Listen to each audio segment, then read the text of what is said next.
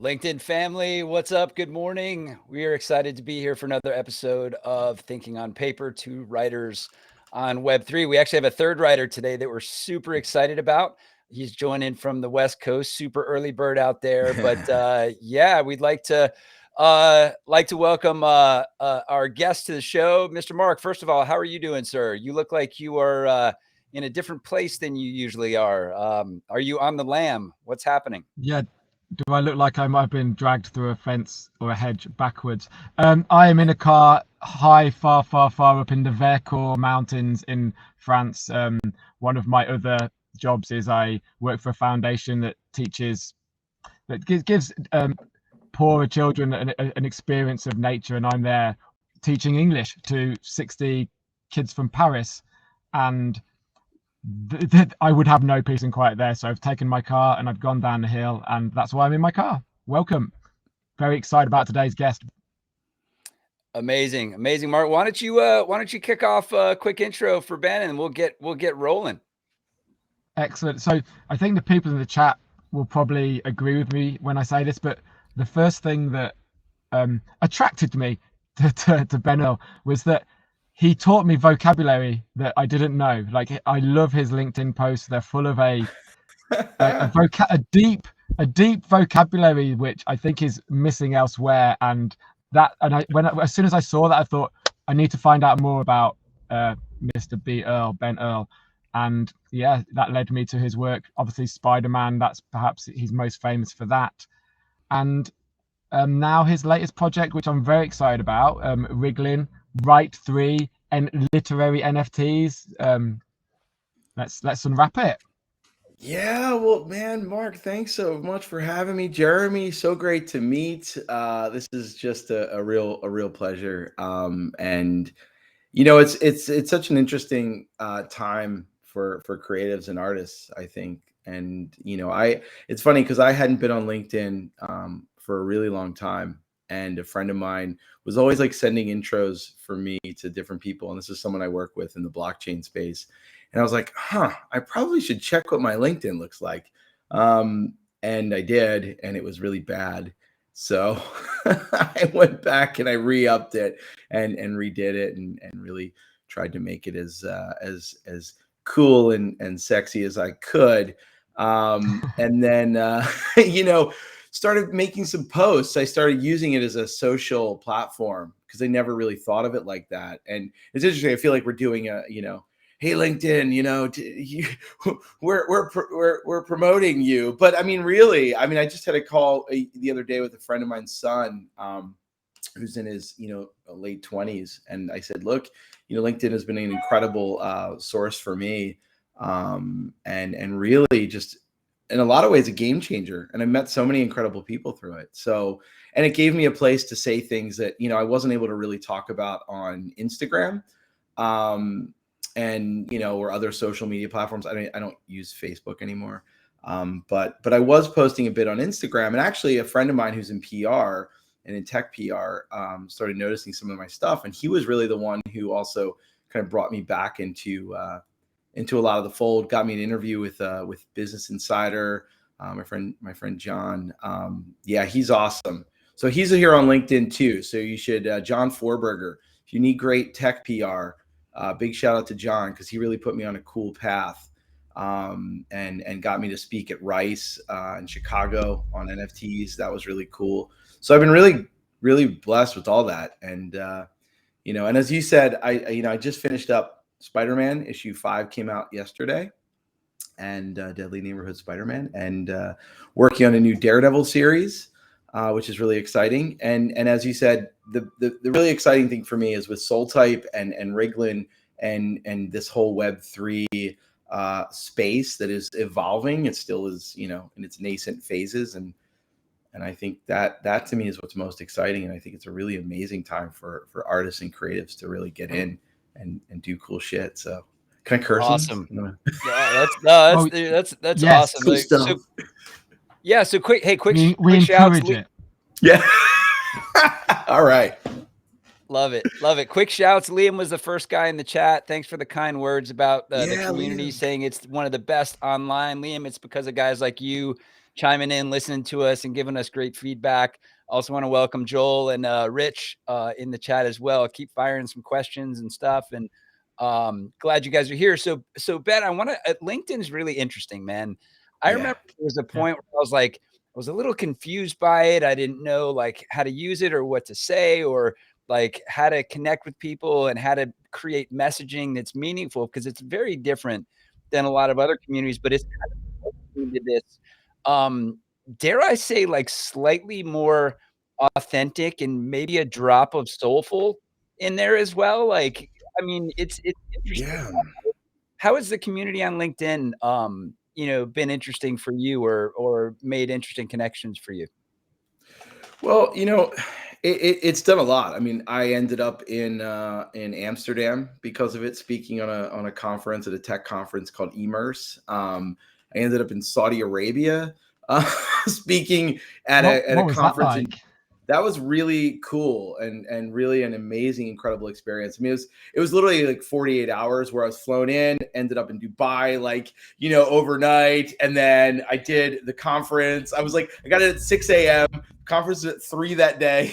I got 2 hours of sleep. And then I got to explore the old city a little bit that evening, and then back to LA.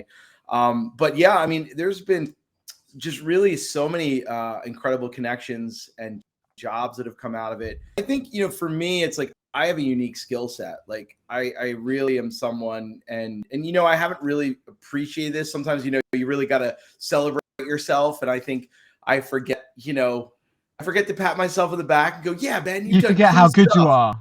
Right. Or, or just even how like special. And I don't mean that in like a cheesy way. And I think that goes back to your thing about like authentic, and I that word always kind of rubs me a little funny, because like I feel like that's such a marketing word, like be your authentic self through using blah blah blah. But I think it's truthful. It's really being in your power, so to speak, where you can own who you are. Because people can see, they can dox you 100% and really see like, okay, did you really do this stuff? Are you who you say you are? And you can check on that. You can go, oh, are you working with, for me, oh, are you working with Sideshow? Are you working with Marvel? Did you, do this with Millennium Films? And you can really go, oh, that's, career-wise, you can kind of really put together a really great portrait of what someone has done. And then when you get into this sort of social side of it, you get to actually start hearing their voice, and you get to really see if they're using it in a real way. Like there's the people that are like, oh yeah, well, I won to whatever. It's like, and it's cool, you got to celebrate your wins. But like if you're going out for a transaction, it doesn't, going to your point about authentic, right? Like if you're going to try to make transactional relationships, there will be a level of success, but I think ultimately you're going to fail at what you're really trying to do, because you're not. So often we don't really even know ourselves. Like we don't even know what it is we're trying really to be or do. And if we're open to a discovery path, then we'll have a much more fulfilling life experience. And that's kind of where I am in my life. Like I'm 42 years old. I've been in Hollywood for nearly 20 years now. And it's been a really strange trip.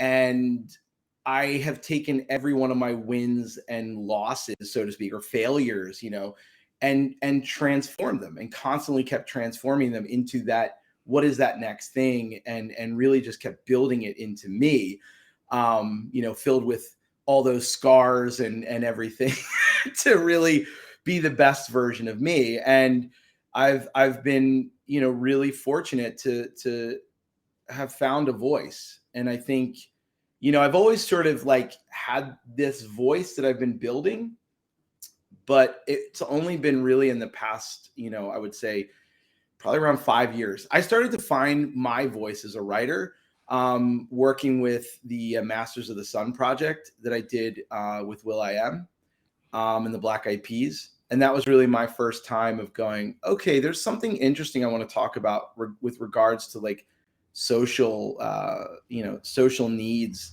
and society's, situations. And because that was and it was a metaphor for crack in the 80s was what that book was about.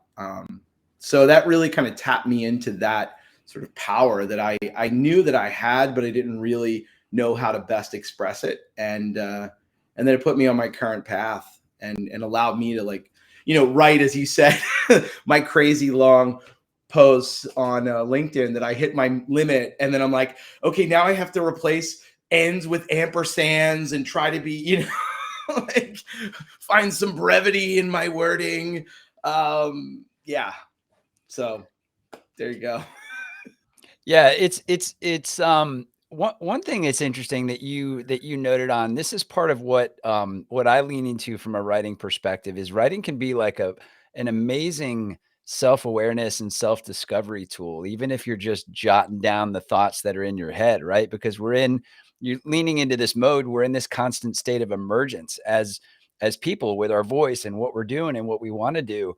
Do you ever find you use writing as that kind of vehicle, even though like you're a writer for your profession? Do you lean on it to kind of process your own thoughts as well?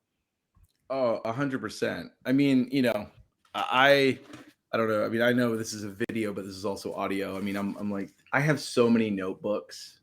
I mean, just like filled notebooks everywhere. Like, and they're all different ones. Like, some fit in pockets, some throw in bags, and I constantly. What are you writing in those? Everything. I mean, Is so there a for instance, structure? like I have, these are my Daredevil notebooks, right?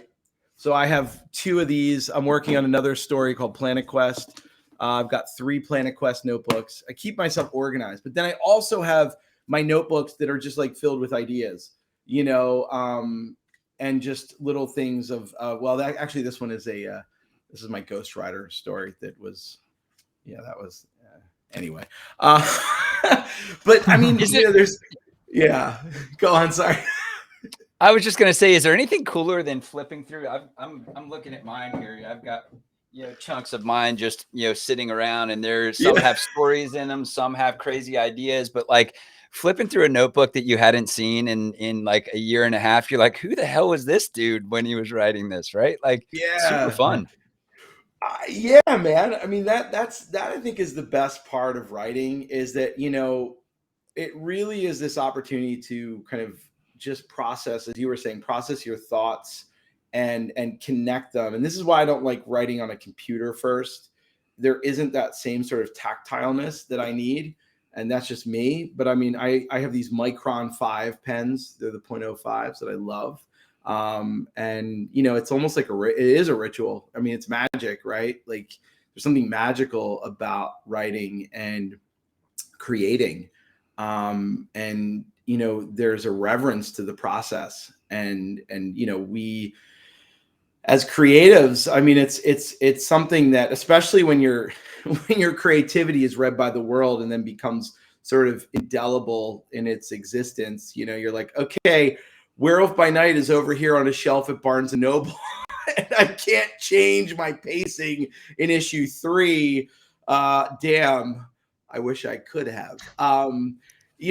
That's the other scary part, right? When you write stuff that ultimately is going to live forever in its form in the world, right? Like, as a professional writer, that's the scary part. As a beginning writer, that's the part that you really, allow yourself to explore. And I think, but as a professional writer, you also want to be able to still explore that and be okay with that. Because if you start getting that fear into you, then you're going to be locked up and you're going to go, okay, I can't face the page. And I think that's why, people talk about writer's block, right? Like, you get that writer's block because there's a fear of that sort of indelibleness, when it comes into being. And when you have deadlines, I've got a deadline on Daredevil, and I am, yesterday it took me a while. I mean, I just was sitting there looking at the screen, and I know the story because I've been writing it out, and I know the feel, and I know like what I want to say. So that is why, like, I think, you always have to be writing and listening and reading. I think that's a big part of writing that writers forget, is that you also have to read a lot. You know, it's like people, and I also watch a lot of TV and films, and I'm always like figuring out like what am I filling up my gas tank with, and Your where, output equals your input.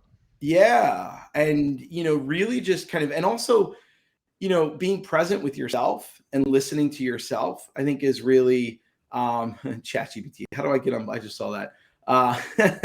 Well, ChatGPT is going to lie to you because it doesn't know. I mean, it's funny. There's a whole thing with AI.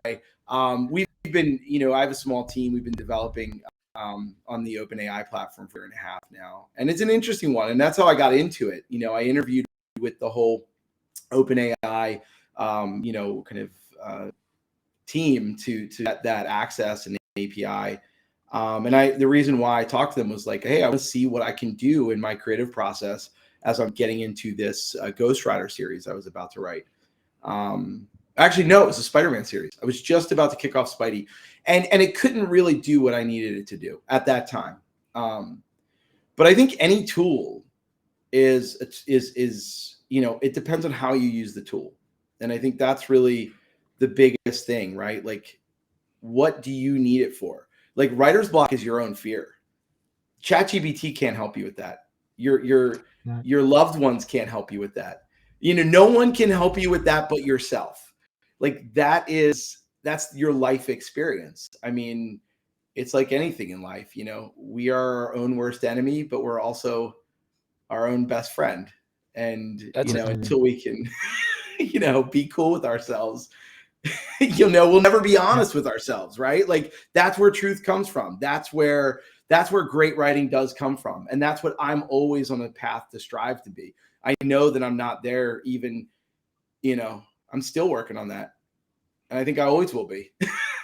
No, it's a constant process, right? There's never a finishing to refining your process and evolving your storytelling and all of that. Like, there's a comment in the chat that I thought was interesting. I was getting ready to ask this question too.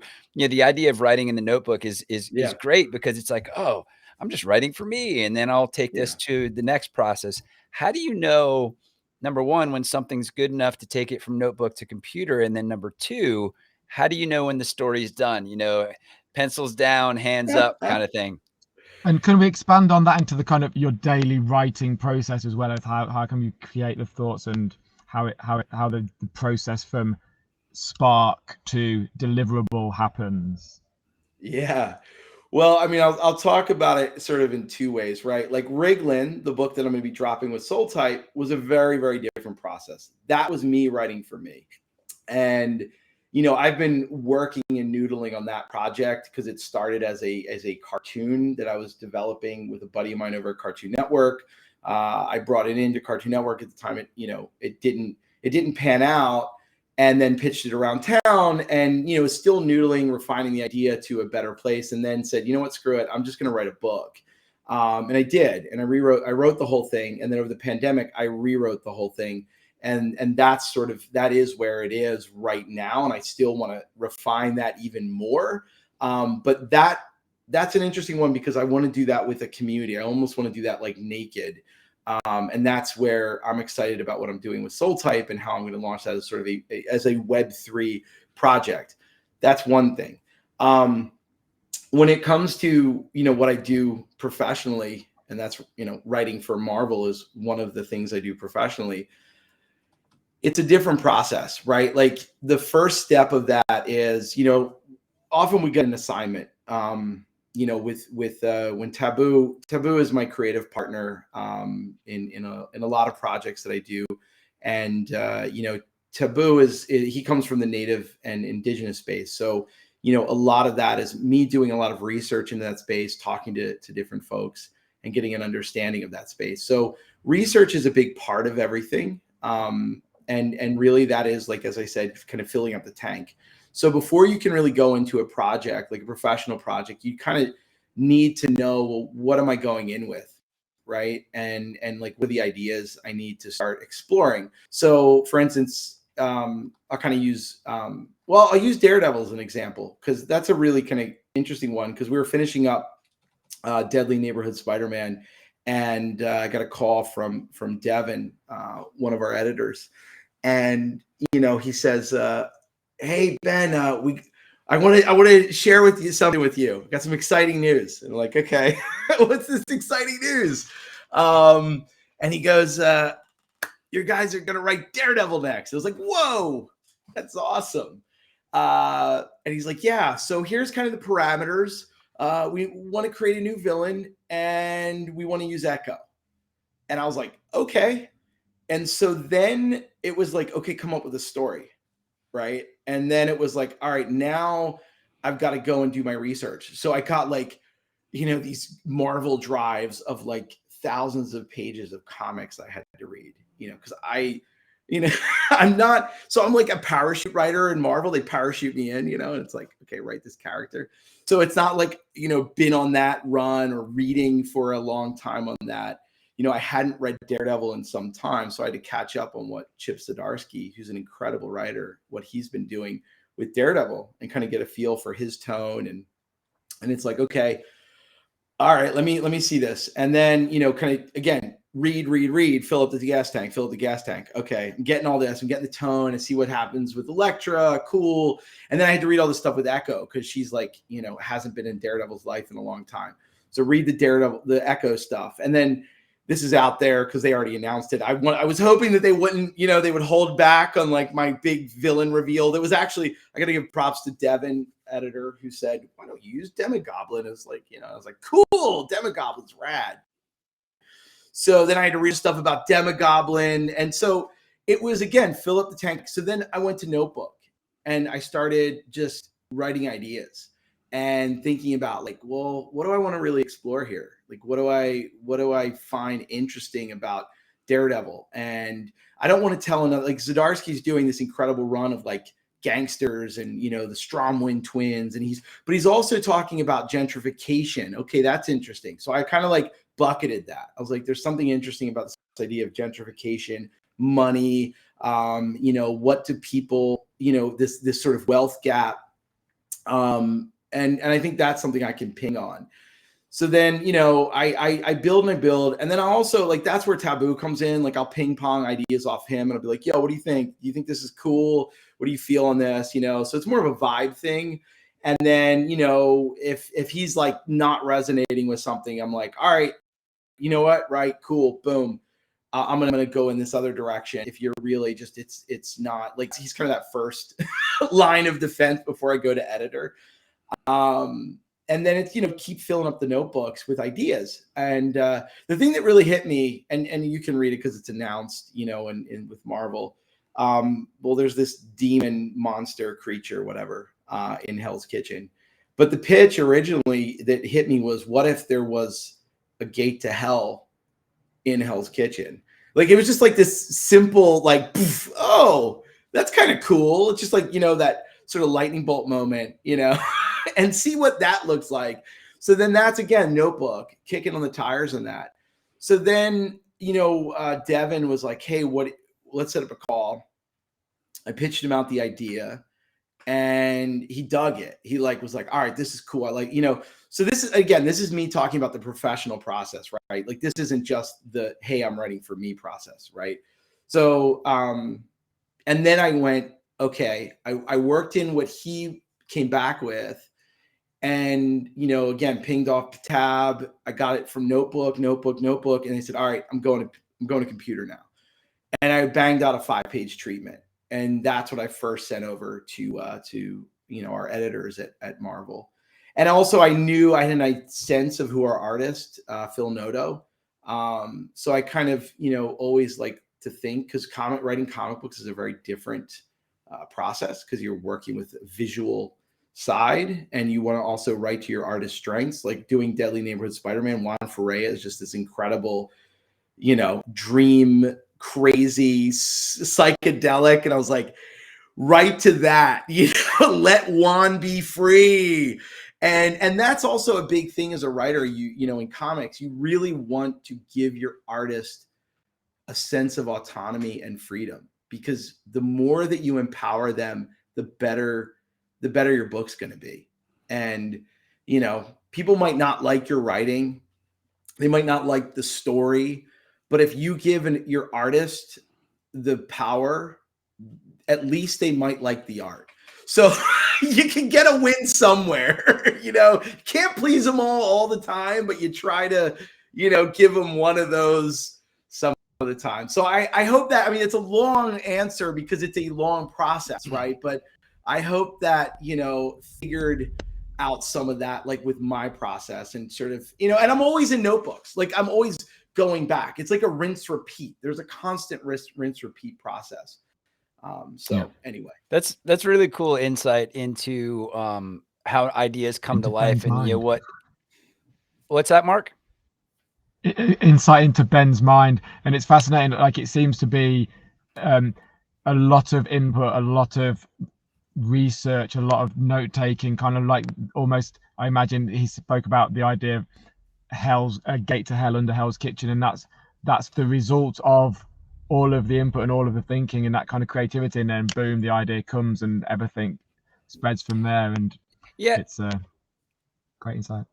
Yeah, I love the idea of the temp check too. You know, a lot of people have this idea that, you know, as a writer, you go lock yourself in a cave and yeah. you light a candle, maybe pour a little scotch, light a pipe, and all of a sudden, like, you know, 20 hours later, a book comes out. And it's like, Right. that's one way to do it. But like when you have a team that you work with, like you talked about, that you can unpack these like chunks of ideas that are in your notebook and kind of say, all right, well, what do you think about this? Are you on track? Are you feeling what I'm feeling Yeah. here? And then you can lean into those. I think that's super cool. I'd love to focus more on the writing side, but I want to also balance kind of the Web3 piece, because you live Sure. equally in these two worlds, and are Yeah. starting to explore and develop really cool stuff using this tech. I want to start by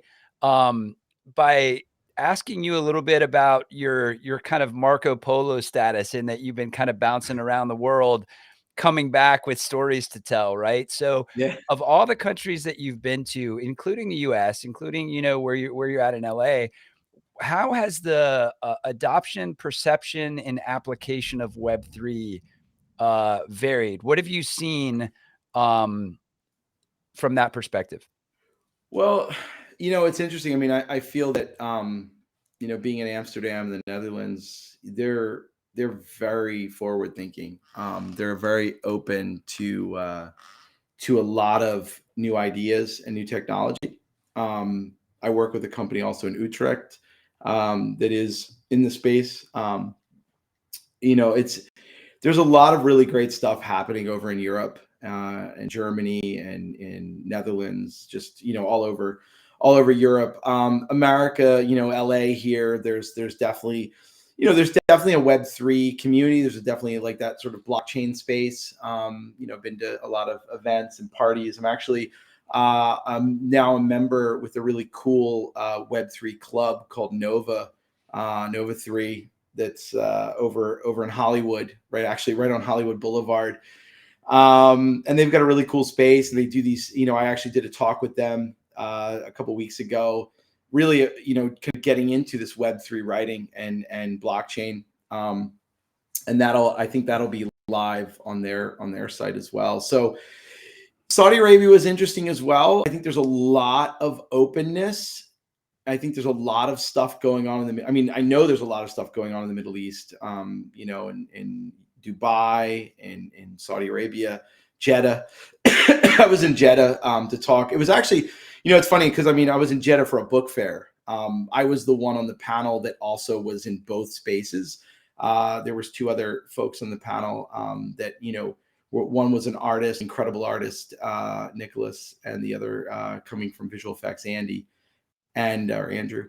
And, you know, so just talking about these things, there is an openness. I think no matter what, when you start looking at like, what is Web3, what does blockchain mean, what is crypto, you know, how does cryptocurrency fit into it?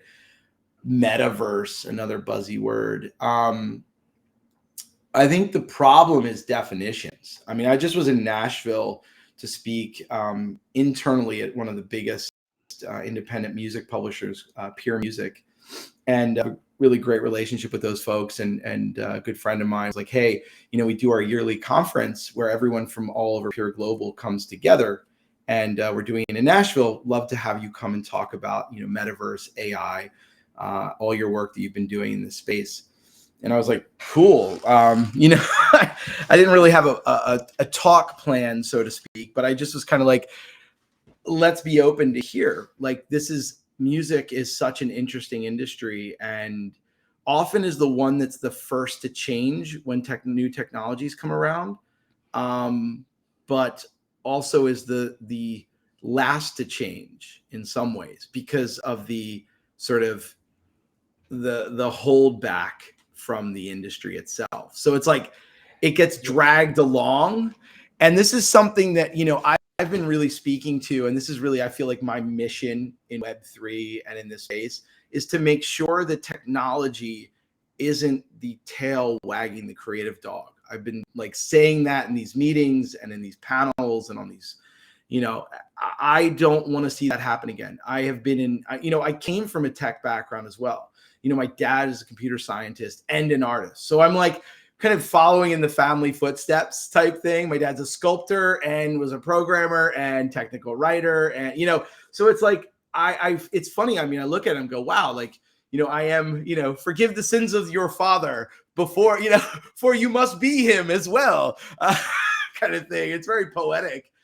But no doubt. You know, one quick follow-up question to that, Ben. This is all super interesting. I love your perspective on this. The nature of emerging tech, you know, just in general, let's throw Web3 in that bucket as this confluence of technology that is changing the game on creator and audience side, right? Yeah. But it requires a reimagination or a reinvention of old systems. And there's this rub because it's the old way of doing things.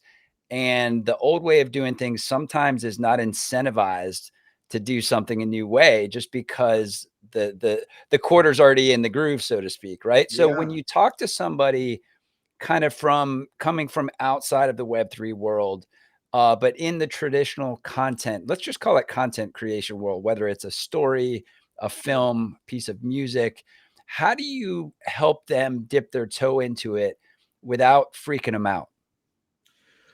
Can I expand on that as well? Sure, because Mark, like, absolutely. Just going back to what you've just been saying as well, and you're well known for kind of being in Web 2 and Web 3, but you don't need to be. And I know you're very like philosophical often in what you write, and I'm kind of adding on to what Jamie said. What drives you to then drive them to come into this space? Like, what's driving you? Like, what drove you to do RIGLAN on?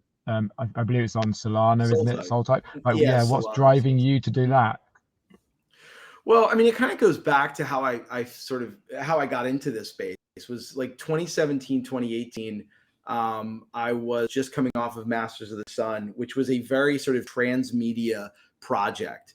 And I've always been very interested, you know, not that I always have loved the word transmedia.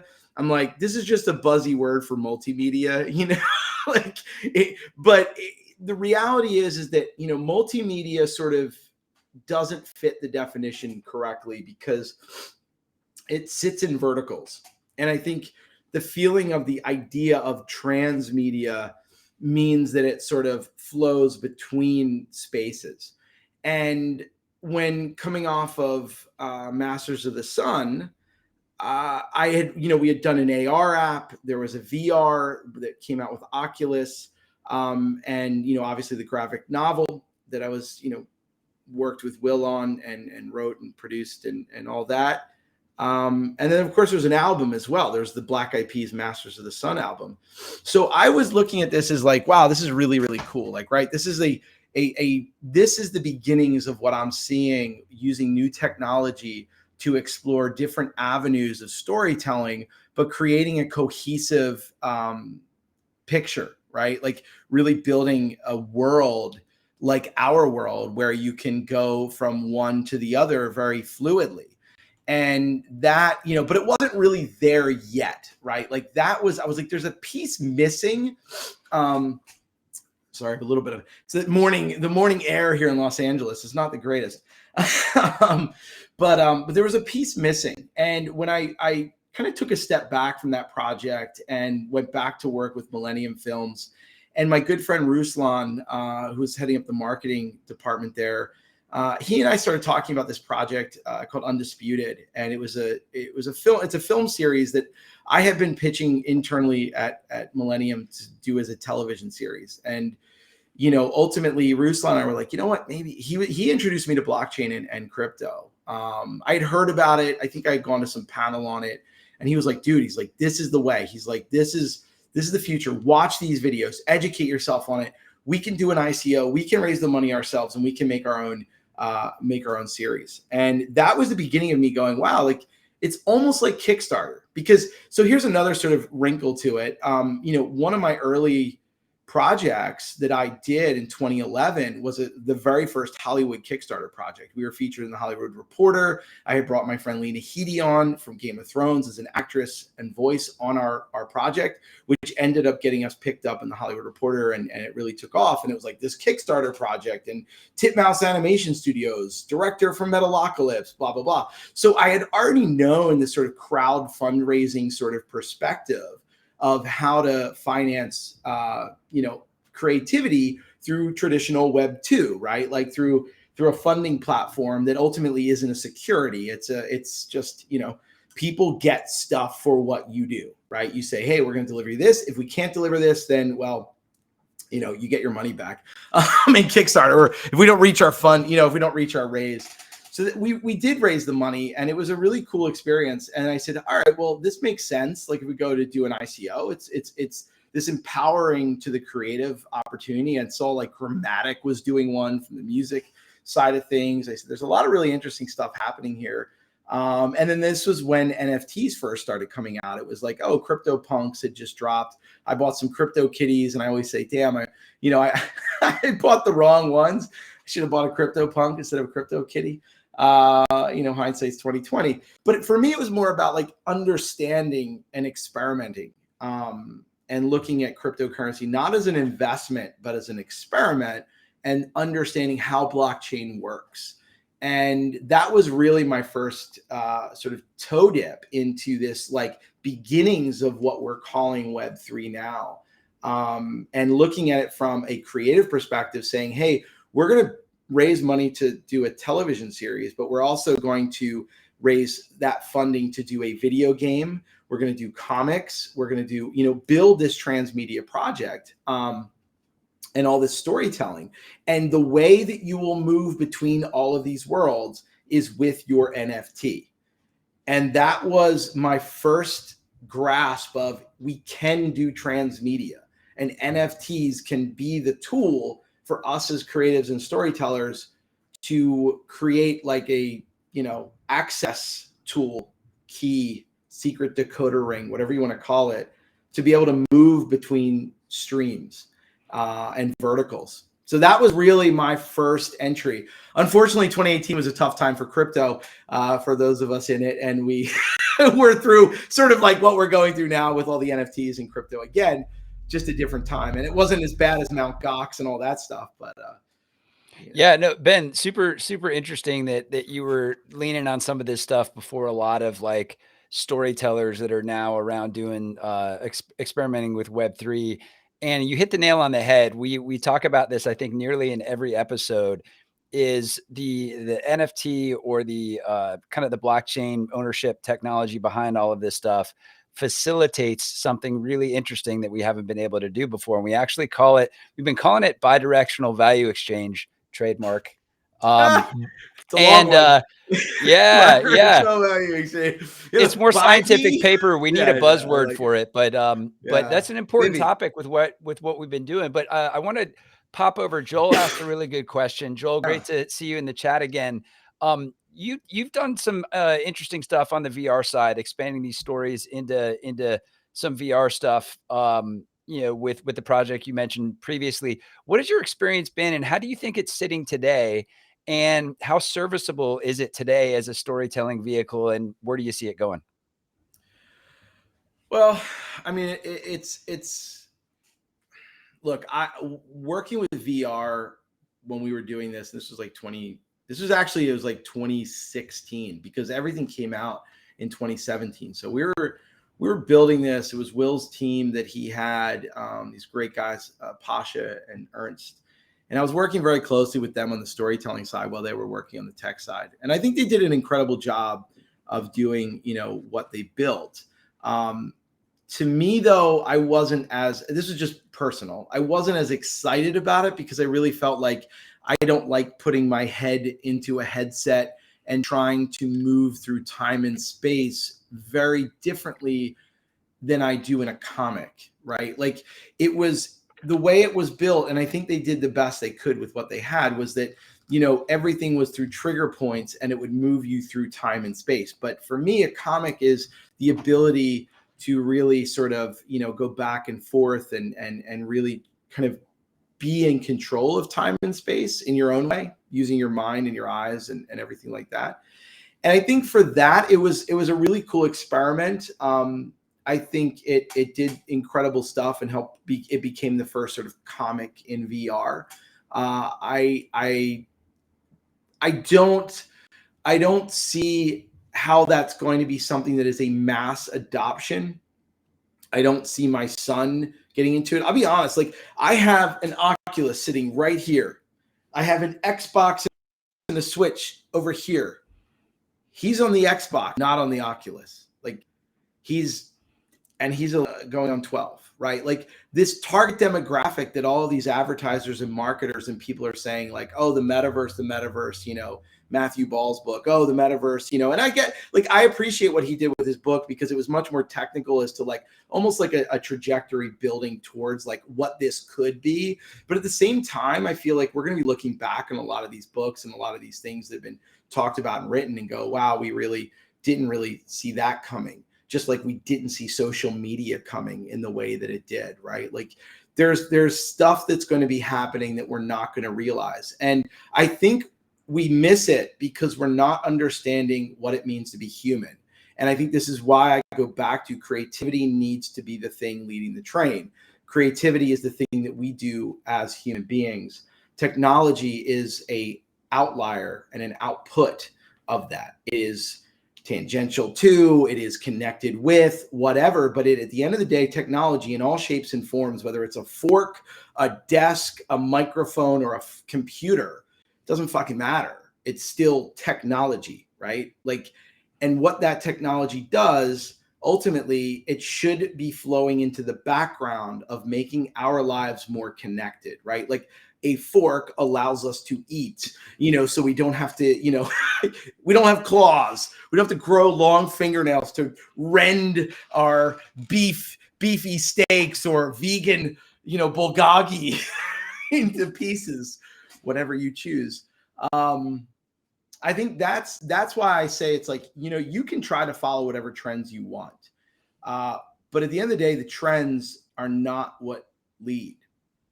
The trends will lead for a certain amount of time. And as you said, I think someone said in there about, like, egg on the face and, Decentraland. I think the reality is, where are people going?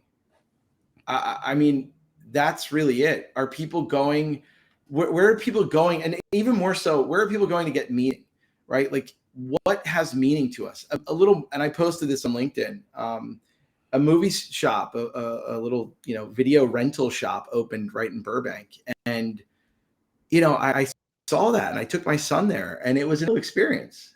I mean, one, for me, it was nostalgic, but for him, it was new. It was tangible. It was meaningful. Like, you get to go and look at things and feel and touch them, right? I think that we're leaning right now so heavily on this idea that technology is going to be this savior for us all. It's going to be this, panacea for, and it's the opiate. It's just as like religion, was it Marx who said that, right? Religion's the opiate of the masses. I think technology does the same. And as soon as we start losing ourselves into it, we start getting neuroses. We start getting a break. We start becoming more schizophrenic in ourselves. I think our society right now, going off a philosophical sort of tangent, I mean, we're in a very identity crisis. We're in a big, identity crisis of who are we and how do we reclaim that? And I think we're seeing that in the world across the board. I mean, I don't want to get into politics, but the fact that the war with Russia and Ukraine, I mean, that is an identity crisis, right? Like, one is saying this was what we used to be and we want to bring back our former glory, and the other is saying, no, we want to be ourselves. And I think that's what's happening. It's everywhere. And, why are we seeing so much about sexual identity and pronouns and things like that? It's a big thing of what we're going through right now as a society. And I think we need to lean into the creativity to explore and process it. And I think philosophy is a really important place to dig into and read. I mean, I am constantly listening to philosophy podcasts and books and whatever, just to get an understanding of, how we came from the pre-Socratic thought processes to now, to Deleuze and, those folks and current philosophers. So, yeah, I mean, I don't know. There's so much to unpack in all of it. And I know it's, we're talking about tech, but tech is connected to human experience. And how do we put the tech in the, in the background to make our lives better? You're 100% right. There are a couple of things I want to echo in what you said.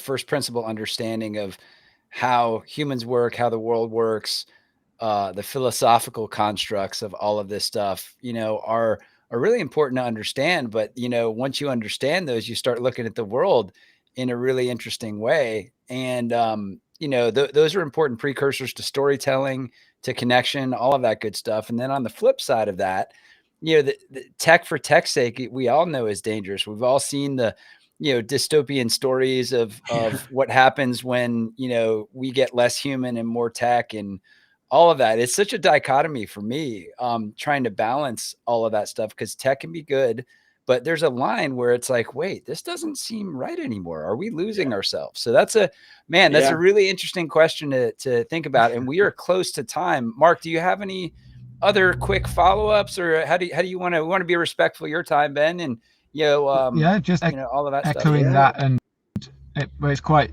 relevant because I'm currently teaching to 60 kids from the Paris suburbs between like 12 and 19, and you mentioned identity crisis and putting the humanity into the technological experience. I've been with these kids now for 5 days, and they haven't mentioned the metaverse once. They haven't mentioned VR once. They haven't mentioned it. They haven't spoken about it. They don't see it as an escape. They don't see it as a cure. They don't see it as anything. They're not interested in it. And just like Ben said that his son, the VR's over there and the Xbox is over there, and he's not interested in VR, that's playing out en masse. And so I think the person in the comments who maybe said they spoke about the same comment that egg on their face to Centraland, and we're going to wake up in 5, 10, 15, 20 years and we got it all wrong and we didn't see what comes coming. So I think that's very, very, very relevant and very well put. Well, I think, look, you want to be predicting what the future is. Don't look to technology companies to predict it. They're going to drive it because at the end of the day, they're trying to make for a bottom line, and they're going to sell us new stuff.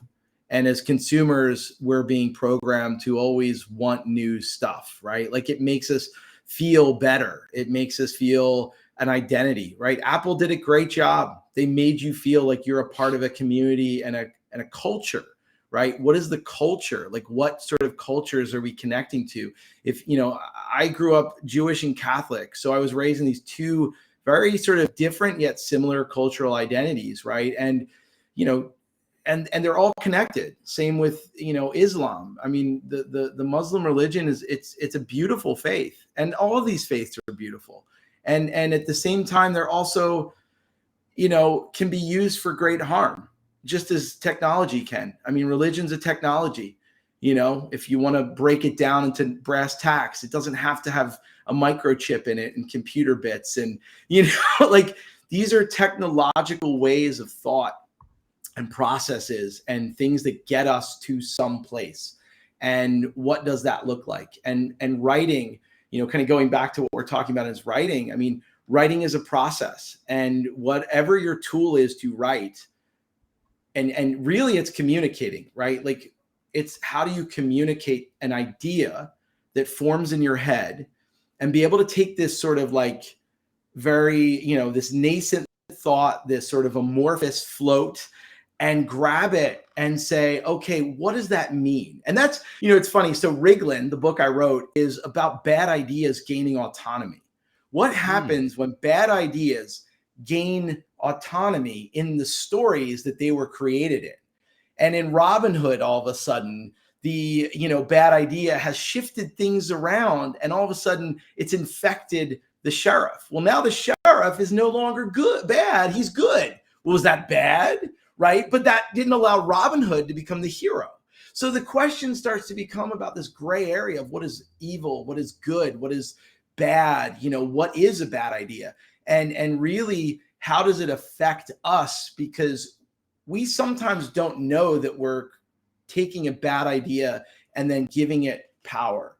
You know, that's where magic comes from, right? Like magic is real. I mean, we might look at it as this like old pagan, you run around in druidic hoods and, you know, bang, you know, drums and whatever.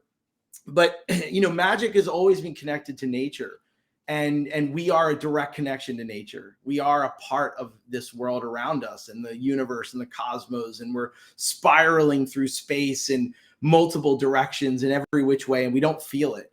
But when we can step ourselves out of it and get a better, bigger, more macrocosmic perspective, then we better understand it. And I think people, you know, it's funny because everyone now is like using the word, I'm an alchemist, alchemy. And I'm like, you don't even really understand what alchemy is. I think you should read, you know, the Hermetic, you know, teachings if you want to understand what alchemy is, and look into really what is, you know, alchemy that came before chemistry, right? Chemistry, chemi, you came from, you know, the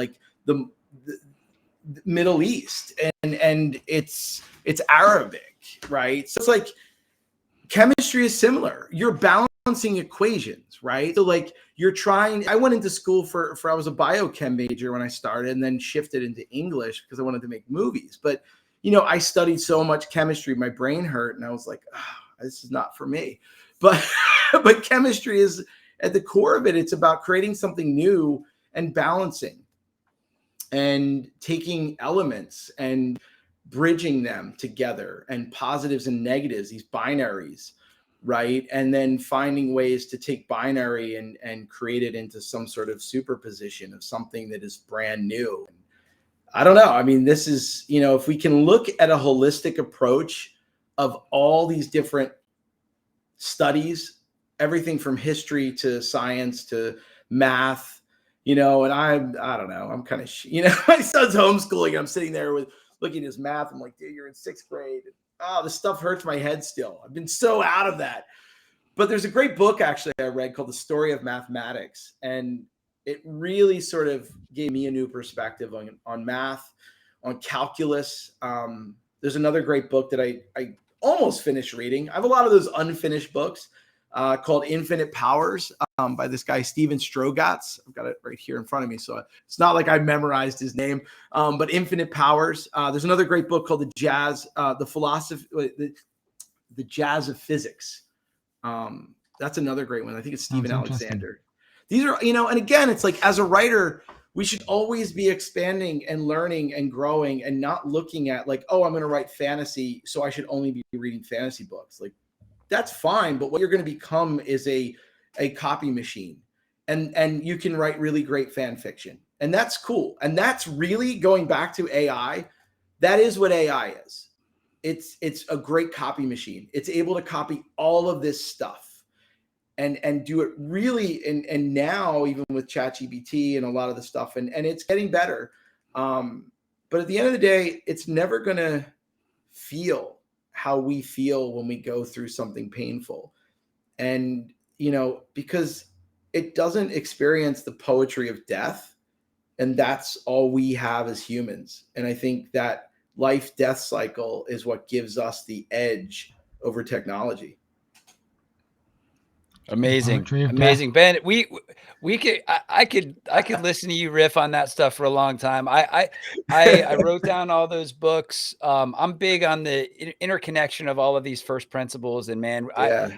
I'm going to be reaching out for some follow-up chats, but guys, this has been, this has been pretty amazing, right? We went to a lot of different areas and talked about a lot of different things, but everything kind of points back to like the original tech that we always talk about, storytelling. And they're also the first principles of how humans interact and what's meaningful and all of these like big questions that a giant server powered with amazing GPUs can't ever figure out for us. So Ben, what an amazing conversation. Look forward to more. Where can people find out about your upcoming release? When RIGLAN, and how do we get involved, and how do the listeners get involved in RIGLAN? Oh man, well, so just obviously LinkedIn. If you're not following me here on LinkedIn, jump in, follow me on LinkedIn. I'm always, if you got messages you want to send me, I mean, obviously, I do my best to try to answer people when I can. So don't feel bad if I don't get back to you right away. But I'm also on Instagram as B.Earl Writer. I think it's B.Earl Writer. I'm on Twitter as B_Earl Writer. I need another cup of coffee. You guys caught me really early in the morning with just one cup. You did great, man.